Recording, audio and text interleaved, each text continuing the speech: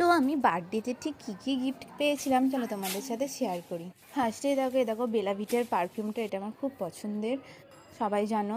মানে আমি তো এই টাইমটার জন্য সবথেকে বেশি অপেক্ষা করি কখন গিফট খুলবো। তারপরে দেখলাম একটা বড় গিফট, তো দেখি এটাতে কি আছে। দেখলাম একটা বড় বক্স আছে, বক্সটা খুব ভারীও ছিল। তারপর খুলে দেখলাম ওয়াও, সে কি খুশি আমার এত দেখে। একটা কানের ছিল ঝুমকা, আর তারপরে একটা ল্যাকমির কাজল ছিল। তারপরে এখানে আমার ফেভারিট কালারের দুটো নেল পলিশ ছিল, যেহেতু আমি নেল পলিশ করতে খুব ভালোবাসি।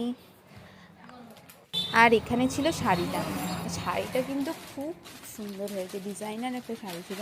শাড়িটা আমার খুব পছন্দ হয়েছে, আমি যে কোনো অকেশনে এটা পরতে পারবো। আর সামনেই অনেক বিয়েবাড়ি আসছে, তো এই শাড়িটা তো আমি অবশ্যই পরবো। শাড়িটার কালারটা যে কোনো অনুষ্ঠানে মানিয়ে যাবে।